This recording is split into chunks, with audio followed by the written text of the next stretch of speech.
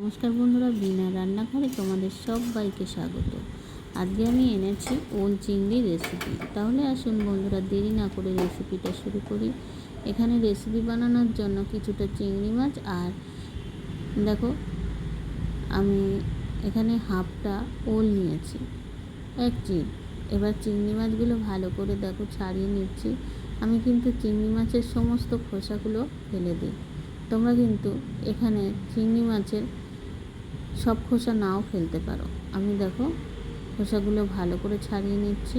তারপরে চিংড়ি মাছের শিরদাঁড়ার ওখানে কিন্তু একটা ময়লা সুতোর মতো অংশ আছে, সেটাও আমি ফেলে দেব।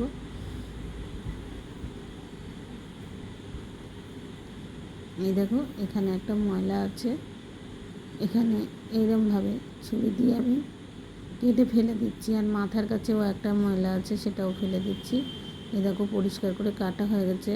আমি চিংড়ি মাছটা প্রথমে সিদ্ধ করে নেব আর ওলটাও একটু সিদ্ধ করে নেব। তাহলে প্রথমে গ্যাসের ওভেনে কড়াইটা বসিয়ে সামান্য জল দিলাম। জল দিয়ে একটু লবণ দিয়ে আমি প্রথমে ওলটা সিদ্ধ করব আর চিংড়ি মাছটাও ওই পাশে সিদ্ধ করে নেব। ওলটা এমনভাবে সিদ্ধ করতে হবে যাতে গলেও না যায় এবং আস্ত আস্ত থাকে। এই দেখো 15 মিনিট পরে ঢাকা খুলে দিলাম। একদম সিদ্ধ হয়ে গেছে, জলটা ঝরিয়ে নিচ্ছি। এবার দেখো কড়াইতে কিছুটা তেল দিলাম। এবার একটা আলু দেব, তার জন্য আলুটা আমি ভেজে নিচ্ছি। ভাজাটা হয়ে গেছে, এবার তুলে দিচ্ছি। এবং এই তেলের মধ্যে ফোড়ন দিয়ে দিলাম কয়েকটা শুকনো লঙ্কা আর জিরে আর গোলমরিচ। বন্ধুরা এখানে আমার কাছে তেজপাতা আর এখানে হচ্ছে তোমার এলাচ, দারচিনি, লবঙ্গ তোমরা দিতে পারো। আমার কাছে ছিল না, মানে আমার হাতের কাছে ছিল না, তাই দিলাম না। দেখো এখানে কাঁচা পাকা লঙ্কা দিয়ে দিলাম আর এখানে একটু আদা রসুন বাটাও দিয়ে দিচ্ছি। এবার ভালো করে কষিয়ে নিচ্ছি।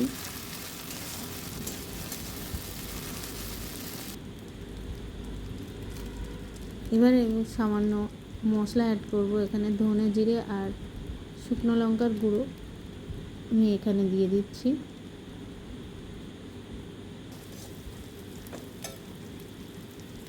এবার যেটা দেবো সেটা হচ্ছে সিদ্ধ করা চিংড়ি মাছ রেখে দিয়েছিলাম। এই দেখো সিদ্ধ করা চিংড়ি মাছটা আমি দিয়ে দিলাম। এবার মশলার সাথে একটু কষিয়ে নিচ্ছি।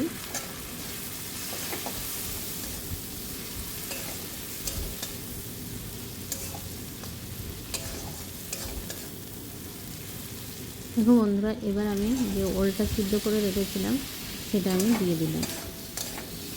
এবার ভালো করে আমি ওলটা কষিয়ে নিচ্ছি। আর যে ভেজে রেখেছিলাম আলুটাও আমি এর মধ্যে দিয়ে কষিয়ে নিচ্ছি একসাথে।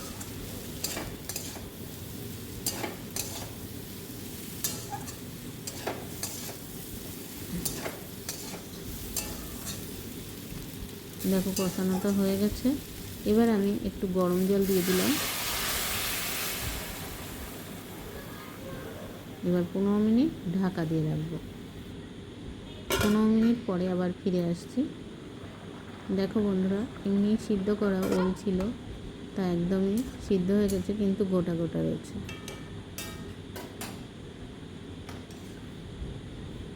রেসিপিটা একদমই হয়ে গেছে প্রায়।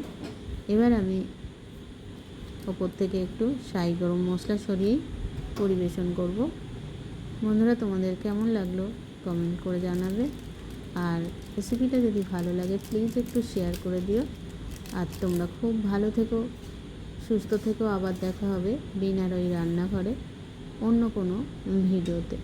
ধন্যবাদ।